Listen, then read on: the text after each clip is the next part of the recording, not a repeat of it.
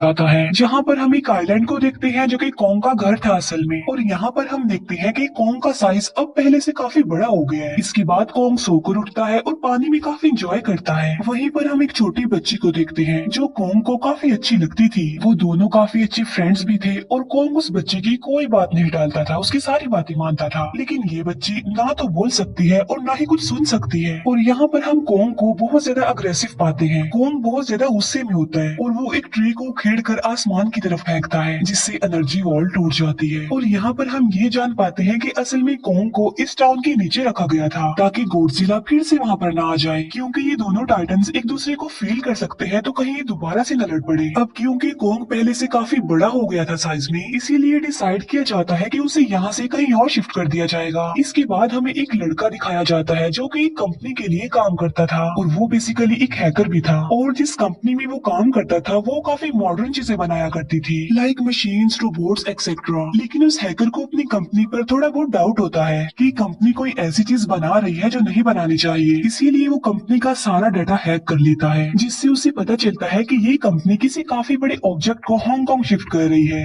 लेकिन तभी वहाँ पर अलार्म बजने लगता है और ये गॉडजिला के आने का अलार्म था। देखते ही देखते गॉडजिला समंदर से बाहर निकल आता है। बाहर आते ही वो सब कुछ डिस्ट्रॉय करने लग जाता है। किसी को भी समझ नहीं आ रहा था कि आखिर गॉडजिला सबको क्यों मारता जा रहा है, क्योंकि वो तो एक ऐसा टाइटन है जो इंसानों को सेव करता है, उनकी जान बचाता है। यहाँ पर हम ये जान पाते हैं कि गॉडजिला के पास एक पावर है और वो पावर न्यूक्लियर पावर है। और गॉडजिला अपने न्यूक्लियर पावर का इस्तेमाल करके पूरी कंपनी को डिस्ट्रॉय कर देता है। इसके बाद ये न्यूज पूरी दुनिया में वायरल हो जाती है कि गॉडजिला आ चुका है। लेकिन इस बार वो चेंज होकर आया है, पहले जैसा नहीं रहा। यानी पहले वो इंसानों को बचाता था, लेकिन अब वो अग्रेसिव है और गुस्से में सबको मारता जा रहा है। कंपनी का ऑनर न्यूज में सबको बता रहा होता है कि हमारी कंपनी एक प्रोजेक्ट पर काम कर रही है। वो बहुत जल्द एक ऐसे डिवाइस बनाने में कामयाब हो जाएंगे कि जिससे गॉडजिला का मुकाबला हो सकता है। इस न्यूज को एक लड़की भी देख लेती है जिसका नाम होता है मेडिसन। लेकिन यहाँ पर मेडिसन इस बात पर एग्री नहीं करती कि गॉडजिला गुस्से में आया है, क्योंकि वो गॉडजिला को बहुत अच्छे से जानती थी। इसीलिए वो इस न्यूज को सिर्फ एक बकवास समझती है, क्योंकि उसका मानना था कि गॉडजिला कभी भी किसी को नुकसान नहीं पहुंचा सकता, बल्कि वो इंसानों की हेल्प करता है, उनकी जान बचाता है। मेडिसन अपने फादर के पास जाकर उन्हें समझाने की कोशिश करती है कि गॉडजिला कभी भी ऐसा नहीं कर सकता और उसके साथ जरूर कुछ न कुछ किया गया है। लेकिन मेडिसन के फादर उसे समझाने की कोशिश करते हैं कि देखो बेटा, ये सारे क्रिएचर्स, ये सारे टाइटन्स इंसानों की तरह ही होते हैं, यानी इनका मूड चेंज हो सकता है। अब देखो गॉडजिला भी चेंज हो गया है और वो इंसानों को मारता जा रहा है। इसके बाद मेडिसन वहाँ से चली जाती है और वो उस हैकर की ऑनलाइन ऑडियो सुनती है। वो हैकर असल में गॉडजिला के बारे में एक ऑनलाइन ऑडियो अपलोड करता है। यहाँ पर मेडिसन डिसाइड करती है कि वो जाकर उस हैकर से मिलेगी और जाकर उससे सारी बात पूछेगी कि आखिर ये चक्कर किया है, गॉडजिला अग्रेसिव क्यों हो गया है और उसने उस कंपनी को क्यों डिस्ट्रॉय किया। इसके बाद कंपनी का ओनर एक सीनियर डॉक्टर नेथन से जाकर मिलता है। डॉक्टर नेथन असल में एक साइंटिस्ट भी होते हैं। कंपनी का ओनर डॉक्टर नेथन को बताता है कि आपका जो कॉन्सेप्ट था हॉलो अर्थ वाला, वो बिल्कुल सही था और ये वो जगह थी जहाँ पर टाइटन्स पैदा होते हैं। असल में डॉक्टर नेथन ने एक बुक लिखी थी जिसमें उन्होंने लिखा था कि जमीन के अंदर एक और जमीन भी है जिसका नाम हॉलो अर्थ है। ये छुपी हुई है और किसी को नजर नहीं आती और असल में ये अर्थ टाइटन्स की एनर्जी का सोर्स है। वहीं पर कंपनी का ओनर डॉक्टर नेथन को एक और आदमी से भी मिलवाता है। कंपनी का ओनर डॉक्टर नेथन को बताता है कि हमने हॉलो अर्थ के अंदर ही एनर्जी का एक सोर्स ढूंढ लिया है। अब यहाँ पर हम ये बात तो जानते नहीं कि हॉलो अर्थ आखिर एग्जिस्ट कहाँ पर करती है। हॉलो अर्थ असल में हमारी जमीन के नीचे है और जिस तरह हम सूरज से एनर्जी लेते हैं और सेम उसी तरह हॉलो अर्थ में एक एनर्जी सोर्स है जिससे ये सारे टाइटन्स एनर्जी लेते हैं। और अगर ये लोग उस एनर्जी सोर्स को ढूंढने में कामयाब हो गए तो ये गॉडजिला का मुकाबला भी कर पाएंगे।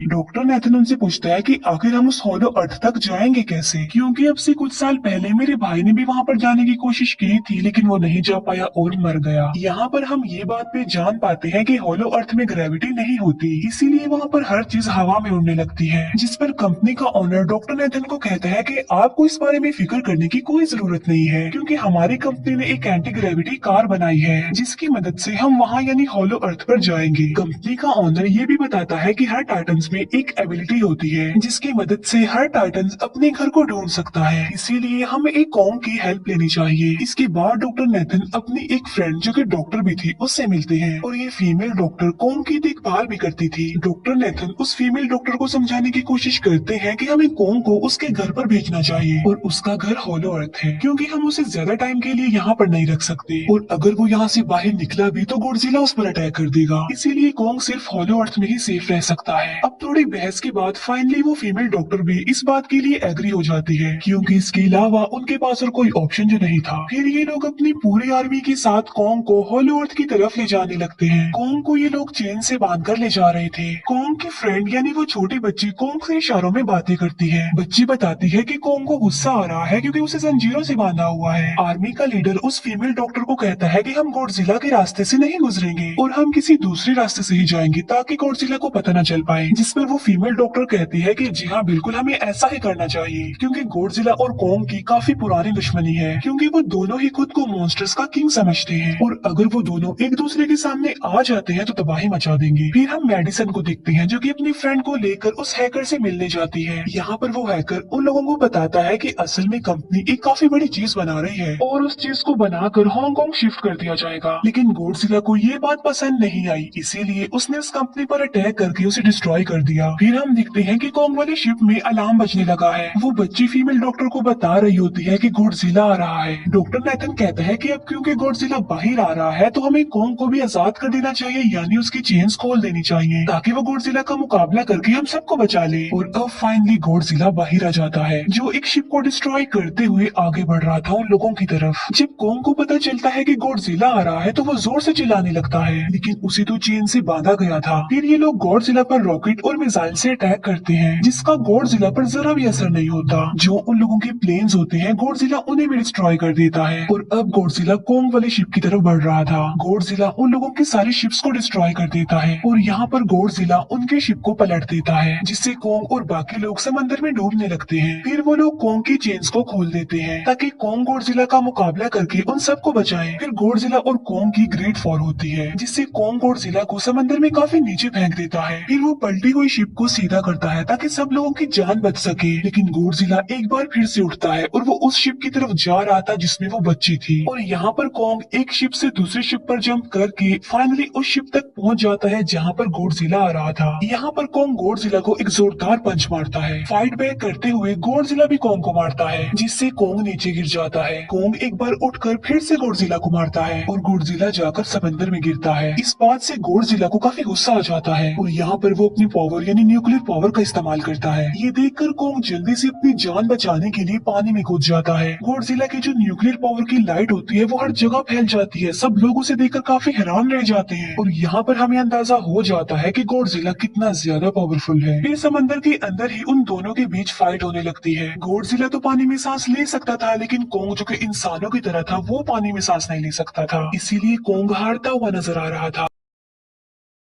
फिर गॉडजिला कॉन्ग को मारने के लिए उसे समंदर की गहराइयों में लेकर जा रहा होता है। वो फीमेल डॉक्टर कहती है कि हमें जल्द से जल्द कॉन्ग की हेल्प करनी चाहिए वरना गॉडजिला उसे मार डालेगा। फिर ये बहुत सारे मिसाइल को समंदर में ब्लास्ट कर देते हैं जिससे होता ये है कि कॉन्ग अपनी जान बचाने के लिए बाहर आ जाता है। फिर डॉक्टर नेथन ऑर्डर देते हैं कि सब कुछ ऑफ कर दो, सारे इंजन सारी मशीन को शट डाउन कर दो ताकि गॉडजिला ये समझे कि हम लोग हार चुके हैं और मर चुके हैं, और तब ये लोग सारी चीजों को शट डाउन कर देते हैं। तब गॉडजिला कॉन्ग को गुस्से में देखता है और फिर वहाँ से चला जाता है। फीमेल डॉक्टर कहती है कि अगर हम आगे बढ़े तो गॉडजिला हमें फिर से फेल करके हम लोगों पर अटैक कर देगा, तो अब हम कैसे आगे बढ़े और हम कॉन्ग को कैसे ले जाएंगे। जिस पर डॉक्टर नेथन कहते हैं कि हम कॉन्ग को उड़ा कर लेकर जाएंगे। दूसरी तरफ हम देखते हैं कि मेडिसन अपने फ्रेंड्स के साथ उस कंपनी में घुस गई है ये चेक करने के लिए कि आखिर ये कंपनी कौन सी चीज बना रही है जिस पर गॉडजिला को गुस्सा आया और उसने अटैक कर दिया। वहाँ पर उन लोगों को एक काफी बड़े एनिमल के अंडे भी मिलते हैं और फिर जैसे ही उन लोगों को अंडे मिलते हैं उनका डोर लॉक्ड हो जाता है। असल में जहाँ ये लॉक्ड हो जाते हैं वो एक मशीन होती है जो इन लोगों को अंडों समेत काफी तेजी से हांगकांग लेकर जा रही थी। फिर हम देखते हैं कि हेलीकॉप्टर्स के जरिए पूरी आर्मी कॉन्ग को हॉलो अर्थ के पास पहुंचाने में कामयाब हो जाती है। वो लोग कॉन्ग को कहते हैं कि वो हॉलो अर्थ वाली केव में चला जाए, लेकिन कॉन्ग वहाँ पर जाने के लिए इनकार कर देता है। फिर ये लोग डिसाइड करते हैं कि वो उस बच्ची के थ्रू कॉन्ग को कहेंगे कि वो वहाँ पर चला जाए, क्योंकि कॉन्ग उस बच्ची की कोई बात नहीं डालता था। साथ में कॉन्ग को ये भी कहा जाएगा कि आपकी फैमिली भी वहाँ पर है, आप जैसे और भी क्रिएचर्स है वहाँ पर। और यहाँ पर कोंग उस केव में जाने के लिए एग्री हो जाता है और यहाँ पर कोंग उस हॉलो अर्थ वाली केव में चला जाता है और ये लोग भी अपनी एंटी ग्रेविटी कार की मदद से कोंग के पीछे पीछे जाते हैं। हॉलो अर्थ एक अलग तरह की ही दुनिया थी। अब क्योंकि उन लोगों के पास एंटी ग्रेविटी कार्स थी इसीलिए उनकी जान बच जाती है। और हॉलो अर्थ में अलग अलग तरह के मॉन्स्टर्स भी थे और तभी एक फ्लाइंग मॉन्स्टर उनकी एंटी ग्रेविटी कार पर अटैक कर देता है। वो मॉन्स्टर उस बच्ची पर भी अटैक करने वाला होता है लेकिन कोंग उस मॉन्स्टर को पकड़ लेता है और उसे मार डालता है और बाद में उस मॉन्स्टर का सर ही धड़ से अलग कर देता है। इसके बाद कोंग तेजी से आगे बढ़ने लगता है जबकि बाकी सब भी कोंग के पीछे पीछे जाते हैं। अब हॉलो अर्थ पर ग्रेविटी ना होने की वजह से वहाँ के सारे पत्थर हवा में उड़ रहे होते हैं। मेडिसन और उसके फ्रेंड्स हांगकांग पहुँच जाते हैं और यहाँ पर उन लोगों को उस कंपनी के सीक्रेट वेपन के बारे में पता चल जाता है। गॉडजिला को मारने के लिए इस कंपनी ने एक और गॉडजिला बनाया है और इस नए गॉडजिला का नाम होता है मेगा गॉडजिला। और इस मेगा गॉडजिला को कंट्रोल करने वाला वो आदमी होता है जिसे उस कंपनी के ऑनर ने डॉक्टर नेथन से मिलवाया था। मेगा गॉडजिला की पावर्स को चेक करने के लिए वहाँ पर एक स्कल क्रॉलर को छोड़ दिया जाता है। मेगा गॉडजिला यहाँ पर अपनी पावर्स का इस्तेमाल करके स्कल क्रॉलर को मार डालता है लेकिन यहाँ पर एक गड़बड़ हो जाती है और वो ये कि उन्हें मेगा गॉडजिला को चलाने के लिए और ज्यादा पावर चाहिए थी और वो पावर सिर्फ और सिर्फ हॉलो अर्थ में थी। और यही वजह थी कि कंपनी का ओनर उस एनर्जी सोर्स उस पावर को ढूंढ रहा था ताकि वो मेगा गॉडजिला को दोबारा से जिंदा कर सके। इसके बाद हम देखते हैं कि मेगा गॉडजिला एक्टिवेट हो गया है। मेगा गॉडजिला के जिंदा होते ही गॉडजिला उसे फील कर लेता है और इसीलिए वो हांगकांग जहाँ पर वो मेगा गॉडजिला था उसी तरफ बढ़ने लगता है। हॉलो अर्थ दिखने में काफी खूबसूरत थी और हॉलो अर्थ में जो एनर्जी सोर्स था वो एक पहाड़ में था। कोंग उस पहाड़ की तरफ जाता है और उसके डोर को ओपन कर देता है और जोर से दौड़ता है। कोंग को वहाँ पर एक वेपन मिल जाता है जो कि एक एक्स थी और ये एक्स कोई नॉर्मल एक्स नहीं होती बल्कि ये गॉडजिला की बॉडी से बनाई गई होती है जो कि बहुत पावरफुल होती है। कोंग उस एक्स को लेकर एक जगह पर बैठ जाता है बिल्कुल किंग की तरह। गॉडजिला जो कि हांगकांग पहुंच गया था और अब वो मेगा गॉडजिला की तरफ बढ़ रहा था जिससे सब लोग अपनी जान बचाने के लिए इधर उधर भागने लगते हैं। दूसरी तरफ कोंग को एनर्जी सोर्स भी मिल जाती है और यहाँ पर उसे ये भी पता चलता है कि एनर्जी सोर्स उसकी एक्स को भी चार्ज कर सकता है क्योंकि उसकी एक्स चार्ज होने के बाद ही चल सकती है और चार्ज होने के बाद वो और ज्यादा पावरफुल हो जाती है। गॉडजिला को ये बात भी पता चल जाती है कि हॉलो अर्थ में कोई आया है जिससे गॉडजिला अपने न्यूक्लियर पावर जमीन पर मारता है जिससे वो न्यूक्लियर पावर जमीन को फाड़ती हुई कोंग के पास पहुंच जाती है।